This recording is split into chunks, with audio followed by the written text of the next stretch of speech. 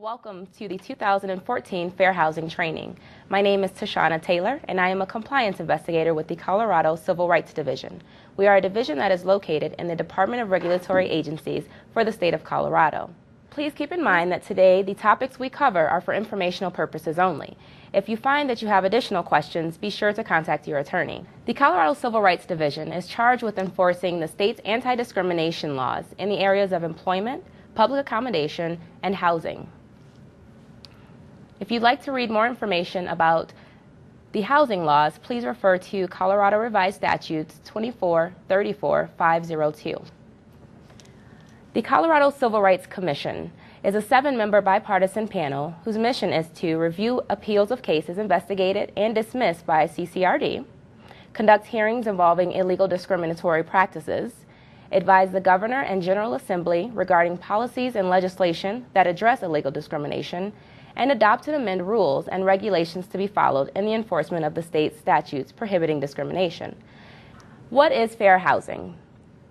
Fair housing laws and policies prohibit discrimination in order to ensure that all Americans have equal access to the housing of their choice. CCRD works with the U.S. Department of Housing and Urban Development to enforce fair housing laws. The Fair Housing Act was adopted in 1968 under President Lyndon B. Johnson. Now, there are numerous prohibited practices that are covered under the Fair Housing Act. Refusing to rent or sell, discriminating in terms or conditions of rental or sale, redlining, steering, exclusionary zoning, coercing, threatening, advertising with a discriminatory preference or limitation, intimidating, sexual harassment, inquiring about the nature of a disability during the application process, and retaliation. Retaliation, federal and state law makes it illegal to retaliate against any person because they exercise their fair housing rights or encourage someone else to exercise their fair housing rights. Now, keep in mind, this includes employees. If an employee tries to exercise their fair housing rights or encourage someone who comes into the rental office to exercise their fair housing rights, and that employee is later terminated, then that employee also has the right to file with our office. Retaliation includes coercion, intimidation, threats, interference, and any other adverse action. What housing is protected under Colorado state law? Colorado state law covers all housing properties, including those that are less than 4 units. Now, there are exceptions to that rule. One exception is rooms for rent in a single-family home that is occupied by the owner. A second exception, non-commercial housing that is used by private clubs or organizations, for example, religious groups, for members only. Fair housing that is covered under federal law differs a bit from state law. Federal law covers most housing except owner-occupied and owner owns less than 4 units, single-family housing sold or rented without the use of a broker, and private club or organization housing that is for members only. Discrimination is the unjust or prejudicial treatment of a person based on a protected class. Anti-discrimination laws were written by the legislature to protect specific groups from discrimination in housing. These specific groups are referred to as protected classes. Under federal law, the protected classes are race, color, religion, sex, handicap, familial status, and national origin. Under state law, the protected classes are all of those that are covered under federal law, as well as marital status, creed, ancestry, and sexual orientation. Sexual orientation includes transgender status. Please note that you should check your local ordinances for additional protected classes. Under familial status, which again is a protected class under both state and federal law, includes children under the age of 18. If the children are living with a parent, legal guardian, or another adult with the consent of the parent, then those individuals are again covered under familial status. Familial status also includes pregnant women. Under the protected class of disability, a person is considered disabled if he or she is substantially limited in the performance of one or more major life activities, and the impairment is long-term, there is a record of a disability, or a person is regarded as having a disability. Individuals may self-identify as disabled. That is something that is very important to keep in mind. Individuals with disabilities may make requests in regards to their disabilities in order to have the equal opportunity of use and enjoyment of housing. These requests may come in the form of a reasonable accommodation request or a reasonable modification request.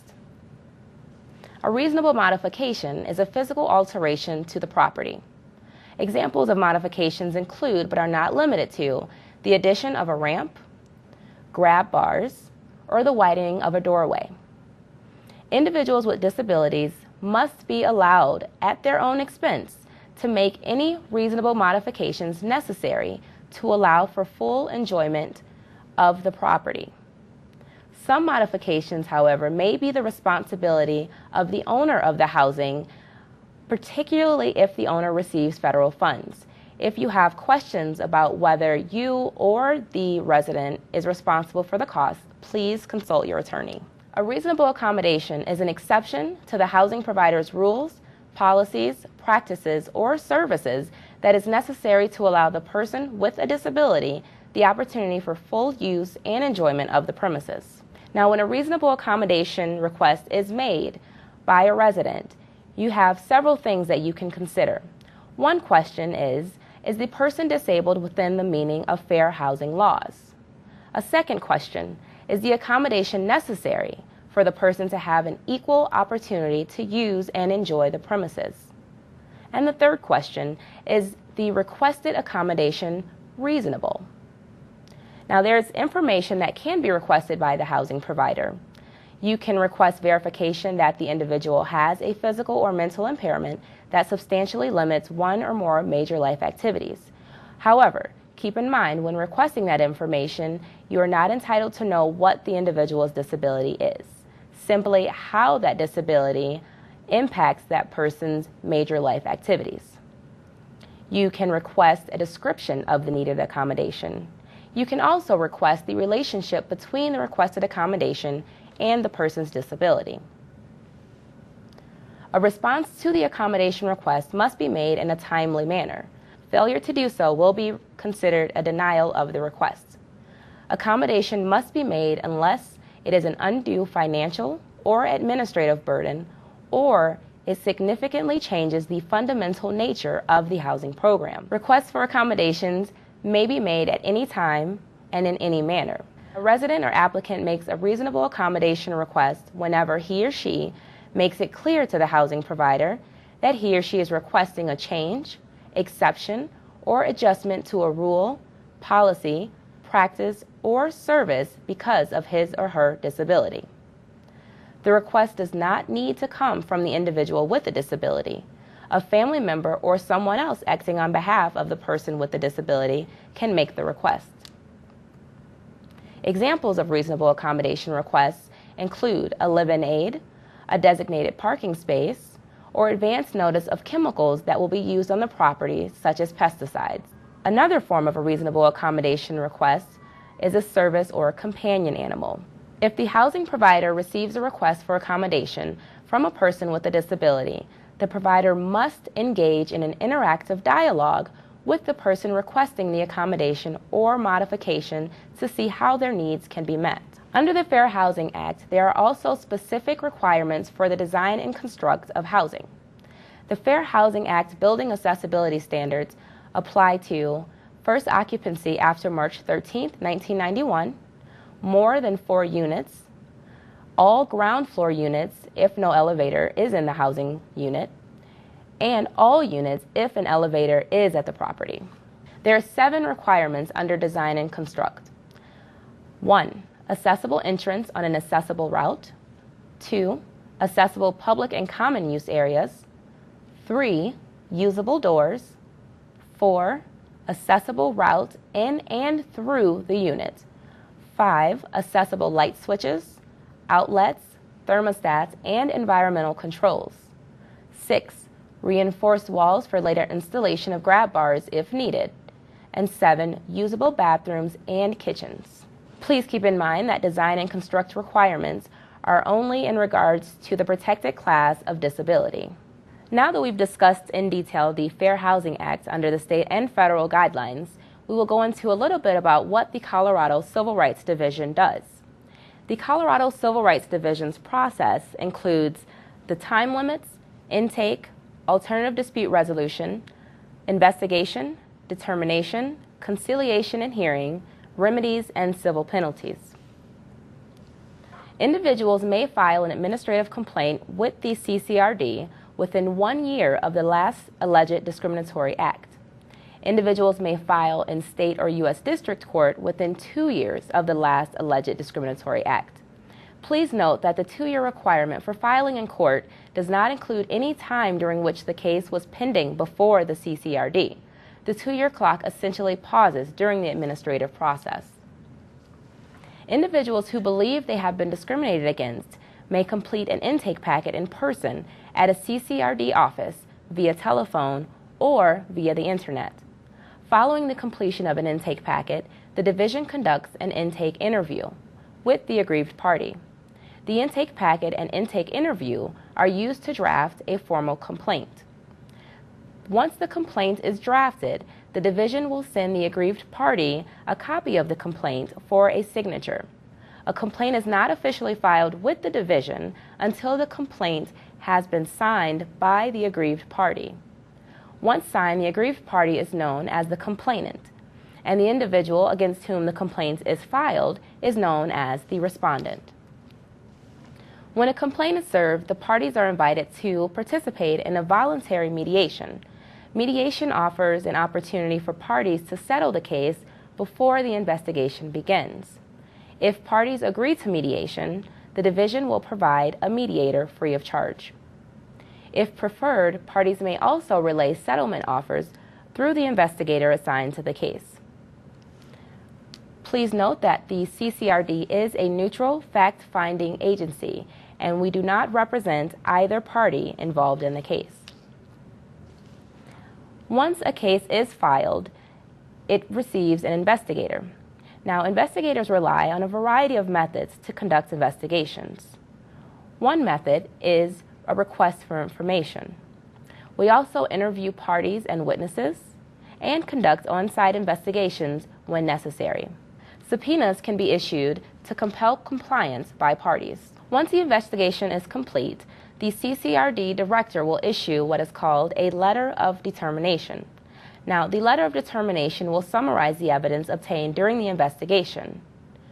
The letter of determination will also indicate whether there is probable cause or no probable cause. If probable cause is found, that indicates that the director was able to find enough evidence to show that discrimination did indeed occur. If the letter of determination indicates that there is no probable cause, that means that there is insufficient evidence to believe that discrimination occurred. In a probable cause determination, all parties are required to participate in a mandatory mediation, also known as conciliation.